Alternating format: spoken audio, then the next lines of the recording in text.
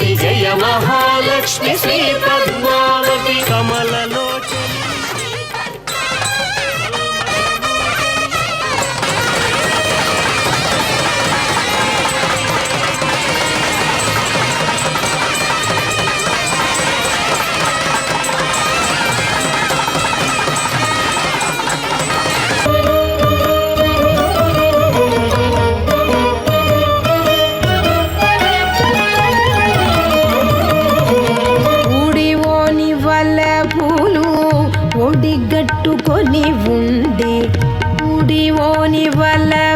కాదు 3 రకాలైన అర్థాలు చెప్పారు సాయనులు.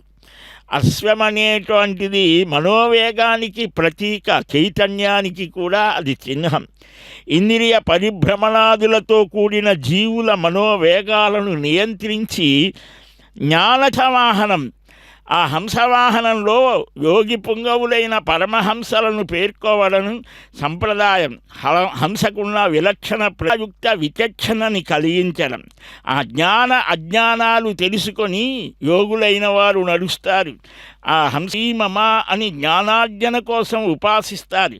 దిబ్బలు వెట్టుచు తేలిన ఇదివో శ్రీనివాసుల హంసతత్వాన్ని అన్నమాచార్యుల వారు అద్భుతంగా చెప్తారు. అందుకనే భాగవతాన్ని కూడా పరమహంస సంహితాయాం అంటారు. బహురక హంస, పరమహంస, ఇలాగా ఆయా ఆ యతులలో విభాగాన్ని కూడా ధర్మశాస్త్రాలు చెబుతాయి. ఆ తర్వాత ముత్యపు పందిరి వాహనం మీద స్వచ్ఛమైన మేలి జాతి ముత్యాలు పవిత్రతకు, నిర్మలత్వానికి సంకేతం. అలాంటి ఆ అమ్మ యొక్క సింహవాహన సౌందర్యాన్ని శిల్పబంధురంగా అక్కడ చక్కగా వర్ణిస్తారు.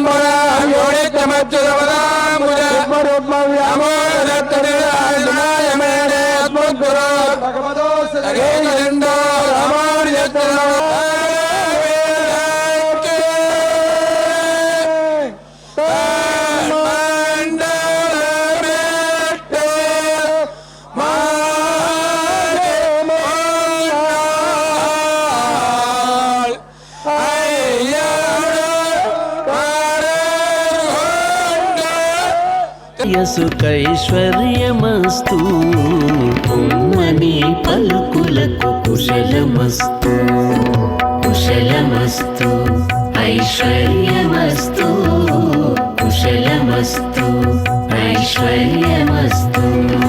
నుంచి ప్రారంభమైన ధ్వజ అవరోహణం వరకు సమాప్తమయ్యే ఈ ఉత్సవాలలో అత్యుత్తమ అశ్వవాహన సేవలో మహారాణిగా మనందరినీ తిలకిస్తూ చూస్తూ మనమందరం చూస్తూ అమ్మని మనమందరం కూడా పులకాంకితం అవుతున్నాం.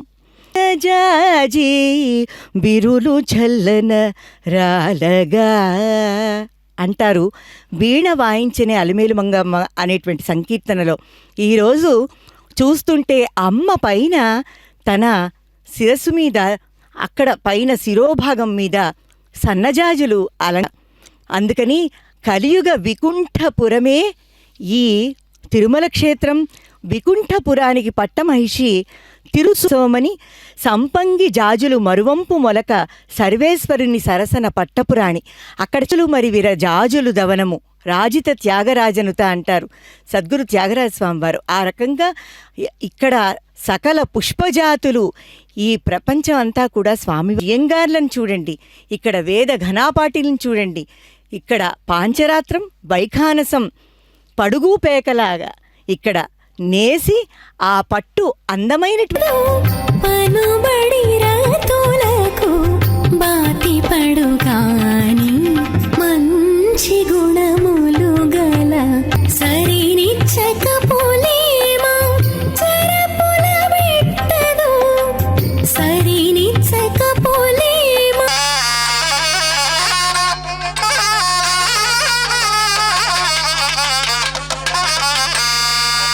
అంటే పద్మావతిని చేపట్టడానికి అదొక నెపం, వ్యాజం. అమ్మ మాట చెల్లించడానికి కూడా ఆ వకులమాతగా వచ్చినటువంటి యశోద, ఆ కన్నయ్య 5000 సంవత్సరాల నాడు உரலுருவாய் சென்னை பண்டு மாவலிதன் பெருவேள் அடிவொன்னினால் கொண்டவன் வரை